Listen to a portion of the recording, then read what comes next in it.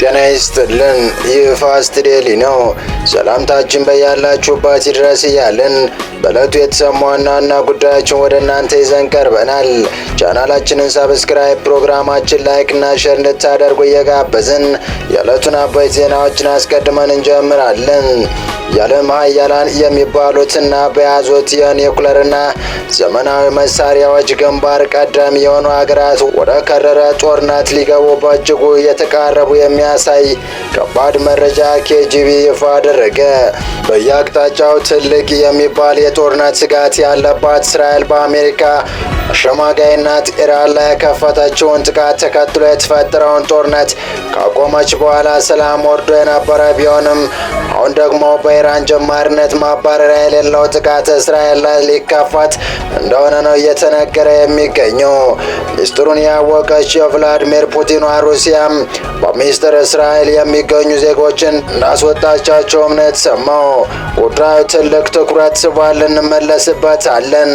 በሌላ መረጃችን ደግሞ ለሻዕቢያ አልተኛም በማለት የሚታወቁ ጀነራል ዳግም ኢሳያስ አንገቱን መቁረጥ አለበት በሚል ጠንከር ያለ መልእክት ብቅ ብለዋል። ወዛጋቢው ጀነራል ሻዕቢያ ላይ አምርረው ተነስተዋል። ሻዕቢያ ልክ ማስገባት አለብን ሲሉም ተደምጠዋል። ይህንና ትራምፕ የበቀል ፊታቸውን ወደ አሜሪካ ሊያዞሩ ስለመሆኑ የተሰማውንና ከእሳቸው ጋር በተያያዘ የተሰሙ አስገራሚ መረጃዎችን አክለን ልናስደምጣችሁ ተገኝተናል። እስከ ፍጻሜው አብራችሁን ቆዩ። ኢሳያስ የመጀመሪያውን ምላጭ ስቦ በኢትዮጵያ ላይ ጥቃት ከከፈተ ከመከላከያ ጥሪ ሳልጠብቅ በግሌ ዘምቼ እዋጋለሁ ከማለት አልፎ በአሁኑ ወቅት ጦርነት ከተነሳ ከዓመት በፊት እንደነበረው አሰብን ቆጣጥሮ መለስ ብቻ የሚመለስ ሰራዊት የለም። አስመራንም ሳንቆጣጠር ወደ ኋላ አናይም። ሻዕቢያም በሚገባ እናጨልመዋለን በሚል አነጋጋሪ ሀሳባቸው የሚታወሱት አንጋፋው ጀነራል ዛሬም በአዲስ አነጋጋሪ ሀሳብ ተከስተዋል። ኢሳያስ ጭራቅ ነው ያሉት ጀነራል ዮሐንስ ገብረ መስቀል ሻዕቢያ ልኩን ማስገባት አለብን ሲሉም መረር ያለ ዛቻ አሰምተዋል። ኢትዮጵያ ቀይ ባህር የትናንትና ታሪክ ሆኖ አይቀርም የሚል አጀንዳዋን ካነሳችው ላደረች። የተፈጠረው ስህተት ትናንትና ቢሆንም ዛሬና ነገ ይታረማሉ የሚሉ አንደበቶች እየበዙ መጥተዋል። ይህ ጉዳይ ተግባራዊ ይሆን ዘንድ ሕያው ምስክሮች አሉ።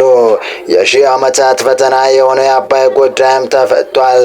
ቀይ ባህር የኢትዮጵያ አብራክ ክፋይ እንደነበረ ታሪክ ምስክር ነው። ታሪክ ቀይ ባህር ከኢትዮጵያ እንዳይወጣ የተከፈለውን ዋጋ ላይ ፈቅ በደማቁ ከትወታል።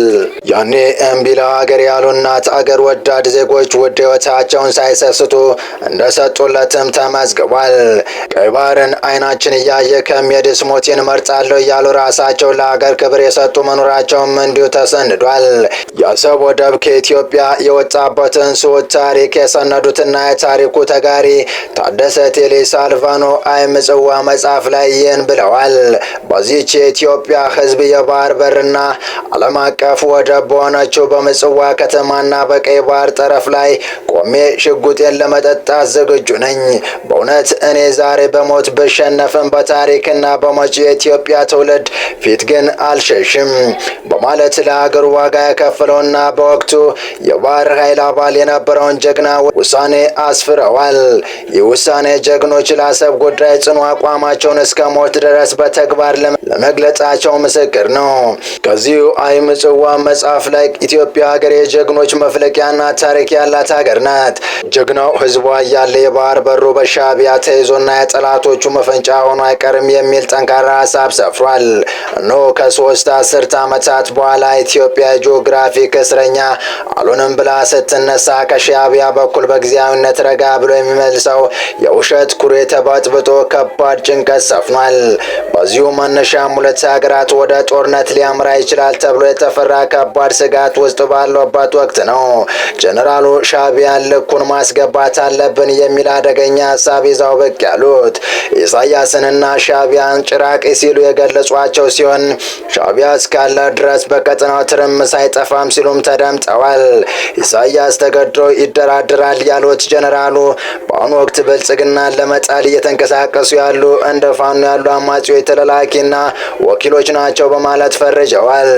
የፋኖ ነፍጥ ማንሳት ለአማራ ገበሬ ዱብ እዳ ሆኖበታል የሚል ጉዳይም አንስተዋል። አዙሪት በሚለው መጽሐፋቸውና በአንጋፋ የህወሓት ታጋይነታቸው የሚታወቁት ጀነራል ዮሐንስ ገብረ መስቀል ከሰሞኑ በብሔራዊ ቴሌቪዥን ቀርበው ዘለግ ያለ አነጋጋሪ ቃለመጠይቅ ሰጥተዋል። አንድ አፍታ ሚዲያ በተመለከተው በዚህ ቃለመጠይቃቸው ስለ ሻዕቢያ ፋኖና ህወሓት አስተያየታቸውን ሰጥተዋል። ሻዕቢያን ጭራቅ ሲሉ የገለጹት ሲሆን ልኩን ማስገባት አለብን ሲሉም ዝተዋል። ኤርትራ ለትልቅ ኦፕሬሽን እንኳ አትመችም ትንሽ ናት ያሉት ጀነራሉ ሻዕቢያና ኢሳያስን ጭራቅ ሲሉ በመግለጽ እዚህ የተፈጠረ ጭራቅ የኤርትራን ህዝብ እያጠፋ ለቀጠናው ስጋት ሆኗል። እሱ እስካለ ግን ወይንም ልኩን እንዲይዝ ካላደረግ ሁልጊዜ ጣጣ አለ ሲሉ ሻዕቢያን ልክ እናስገባው ሲሉ ዝተዋል። ሻዕቢያን ከቀውስ ውጭ ሌላ ዓላማና ግብ የለውም ሲሉ የሚያክሉት ጀነራሉ ሻዕቢያ በራሱ የሚንቀሳቀስ አይደለም፣ የግብጽ ተላላኪ ነው በማለት ገልጸውታል። ኢትዮጵያ የምታነሳውን ፍትሐዊ የባህር በር ጥያቄን ፕሬዝዳንት ኢሳያስ ለምን በድርድር ለመፍታት አይሞክሩም የሚል ጥያቄ የተነሳላቸውም ሲሆን እንዲሁ ሲሉ መልሰዋል። ለኤርትራ ያልሆነ ኢሳያስ ለኢትዮጵያ መሆን አይችልም። ወደ ራሱ ሁሉና ሲመጣና ማቆም የማይችለው ጉዳይ ከሆነባት ኢሳያስ ተገዶ ይደራደራል። የደርግ ዘመቻ ሻዕቢያ ሊጠፋ ሲል ኢሳያስ ያኔ ከደርግ ጋር ሊደራደር ነበር። ነገር ግን ያኔ ህወሓት ከዚያ ችግር አወጣ ነው። በባድመ ጦርነት ወቅትም ሻዕቢያ ባድመን ሲነጥቅ በሌሊት ወደ ኒውዮርክ ስልክ እየደወለ አደራድሩኝ ይል ነበር። አሁንም ቢሆን ተገዶ ወደ ድርድር ይመጣል በማለት ምላሽ ሰጥቷል።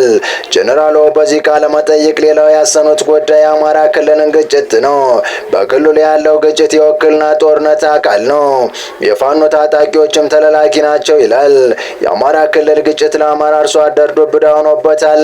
ጦርነቱ ያደራደሩ ምርጫ አይደለም። በዚህ ታጣቂዎቹ ስቃይ አመጡበት። የህዝብ የሚባል ጦርነት የለም ሲሉም አብራርተዋል። አሁን የሀገሪቱ ችግር ሸማቂና ተላላኪ ነው ሲሉም የሚቀጥሉት ጀነራሉ ከዚህ ተላላኪነትና የውክልና ጦርነት መውጣት አለብን ብለዋል። የትግራይን ጉዳይ በተመለከተ ባነሱት ሀሳብ ደግሞ የትግራይ ፖለቲካ ታሟል የሚል ሀሳብ አንስተዋል።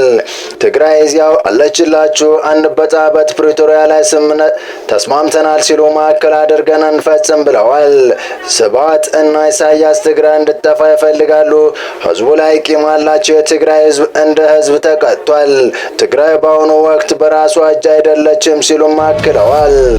በቀጣይ መረጃ የዓለም ወቅታዊ ዲፕሎማሲያዊና የጂኦፖለቲካ ሁኔታ በአስገራሚ ፍጥነት እየተቀያየረ ነው።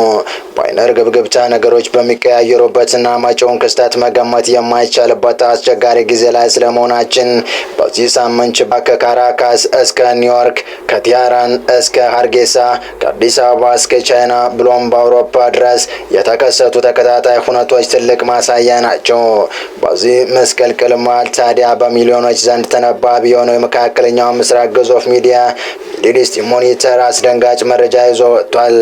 ይኸው የሚድል ኢስት ሞኒተር ዘገባ መካከለኛው ምስራቅን ብቻ ሳይሆን የዓለምን የፖለቲካ አቅጣጫ ሊቀይር ይችላል በሚል ከወዲሁ በበርካቶች ዘንድ በስጋት እየታየ ይገኛል።